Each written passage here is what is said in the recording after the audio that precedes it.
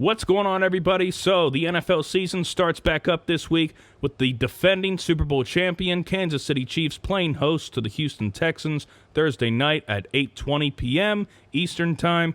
So, I thought now would be as good a time as ever to reveal my picks for each division winner and the wildcard teams. So, let's get into it. So, starting off with the AFC, for the AFC East, I have the Buffalo Bills. And I really just like Stephon Diggs. This was a playoff team last year, so adding a high-quality wide receiver such as Stephon Diggs, I think the biggest concern for the Bills in their division will obviously still be the Patriots, just because I don't really see anyone else. The Jets aren't going to really do anything. The Dolphins could be a pain for them, but it really all depends with the Patriots on how Cam can play. With that being said, AFC East, Buffalo Bills. For the AFC North, I have the Pittsburgh Steelers. I know a lot of people, particularly in Baltimore, aren't going to like this pick, but I really like what the Steelers did this offseason. They added Eric Ebron, which is a very good tight end, and Ben loves throwing to tight ends. If he can stay healthy, they should have a shot. I mean, this team almost made it to the playoffs last year with Duck Hodges and a concussed Mason Rudolph throwing the ball to the wide receivers. Also like rookie wide receiver Chase Claypool coming out of Notre Dame, and I think he's going to be a huge target for Roethlisberger this season. I think the running back position will be the biggest area of concern for this team, just because I don't see a lot of guys on this roster, especially James Conner, who is really going to make a difference here. But their offensive line is good enough to where you can just plug someone in. So, AFC North, Pittsburgh Steelers. For the AFC South, I have the Tennessee Titans. The main reason for this is because there's no one else in this division that I can see contending this year. With the Houston Texans trading away DeAndre Hopkins, I really would stay away from betting on Bill O'Brien. With that being said, you might want to put your bets in for the Texans on Thursday, because I probably just jinxed it and they're going to make the playoffs this season by some miracle.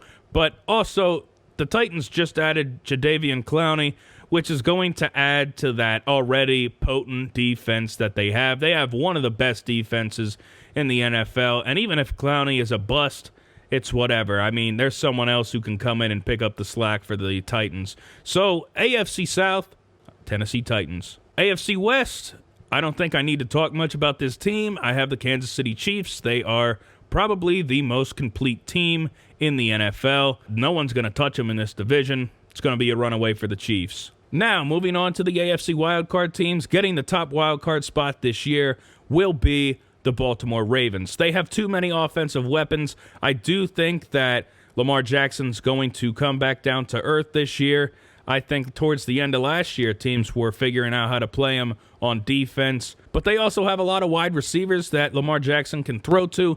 And I personally would take J.K. Dobbins for Rookie of the Year at the beginning of the season. I guess we'll have to wait and see how that plays out. But top spot for the AFC wildcard, Baltimore Ravens. Now, moving on to the second spot for the AFC wildcard is the New England Patriots. So I just really don't want to bet against Bill Belichick at this point. It really does depend on how Cam Newton plays. If he is 3/4 of his old self, they're obviously going to make the playoffs. But they also have the most cap space, if not some of the highest cap space among any team, so they can go out there and sign a quarterback if they have to. There's not a lot of good quarterbacks on the market, but they only really need one guy to click, and they can fill any hole on their team with the amount of cap space that they have left. So, number 2 spot for the AFC wildcard is the New England Patriots. The third and final AFC wildcard spot will be the biggest surprise of any of my picks, and it is going to be the Los Angeles Chargers. So, a lot of you are probably typing in the comments right now, but I really do like what the Chargers have. I mean, Tyrod Taylor is going to lose that starting job. He's lost the starting job for the past 2 teams he's been on when a new quarterback comes in. But Justin Herbert, man, that guy is another level. For a rookie, that guy is probably the best rookie quarterback that you could have gotten, in my opinion. But the Chargers have a lot of weapons. Their wide receivers are good. Their defense is really good, and it got even better this offseason by adding Chris Harris from the Denver Broncos. So I really do like the Los Angeles Chargers here for the third and final spot of the AFC wildcard teams. Moving on to the NFC now. For the NFC East, I have the Dallas Cowboys. This was a borderline team last year. Probably should have made the playoffs. They have a lot of talent on their roster, but they always do, and they end up shooting themselves in the foot along the way. But CeeDee Lamb was the best wide receiver of this rookie class, and adding him is going to put them over the top, in my opinion. So, for the NFC East, I have the Dallas Cowboys. For the NFC North, I have the Green Bay Packers. This is actually one of the most overrated teams in the NFL right now. They wasted their pick on Jordan Love. They really shouldn't have done that this early, I don't think. Rodgers has been throwing the ball well.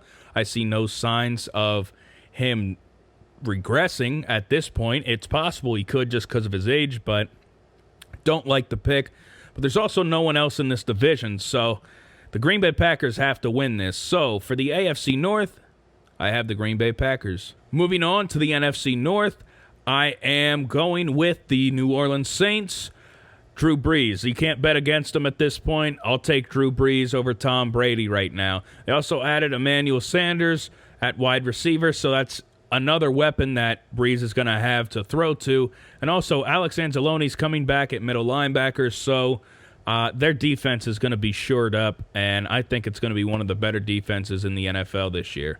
So, for the NFC South, I have the New Orleans Saints. For the NFC West, I have the Seattle Seahawks. I think their offense is better than the 49ers because the 49ers got rid of a lot of wide receivers, and their defense is slightly worse than the 49ers, but it is a lot better than last year. They added probably the second best safety in the league, Jamal Adams, behind Minka Fitzpatrick, and they also added Greg Olsen at tight end, which he didn't really play last year. He was hurt most of the season, but that guy's an animal when he's healthy and when he's right. He's getting up there in age, but if he can do anything, then I think they have a good shot to make a deep run in the playoffs. So, for the NFC West, I have the Seattle Seahawks. Moving on to the NFC wild card.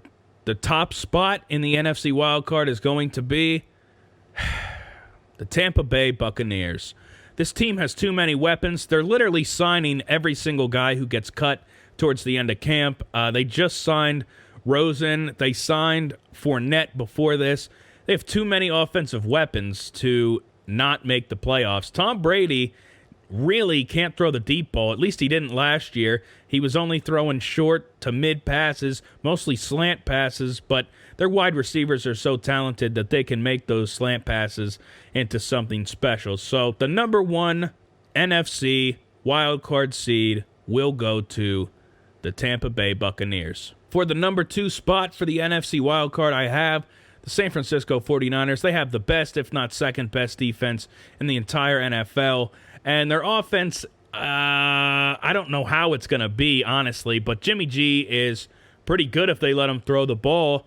Hopefully they do and don't do what they did in the Super Bowl and only make him throw slant passes. But if he gets to throw the ball, I think they could be making it to the playoffs. So the number 2 NFC wildcard spot will go to the San Francisco 49ers. And yet another surprise team here. The NFC number 3 spot for the wild card will be the Arizona Cardinals. Kyler Murray looked really good last year, especially in his rookie season. He looked better than Lamar Jackson did in his rookie year. I mean, granted, they really didn't use him much his rookie season other than to run him in Baltimore, but I think Kyler Murray could be taking a big step forward this year. And also, they traded for the best wide receiver in the NFL, DeAndre Hopkins. So, with more weapons for Murray to throw to, plus the running back is a lot better than it was to start last year, I really do think that the Arizona Cardinals could be making the playoffs this year for the first time in a long while. Was it 2008 the last time they made it to the playoffs? I'm not sure about that. It's been quite some time, but the number 3 spot for the NFC wildcard is the Arizona Cardinals. But that's all I have for this one. Let me know in the comments section if you disagree with my picks. Who are you taking? Thank you so much for watching, and until next time, peace.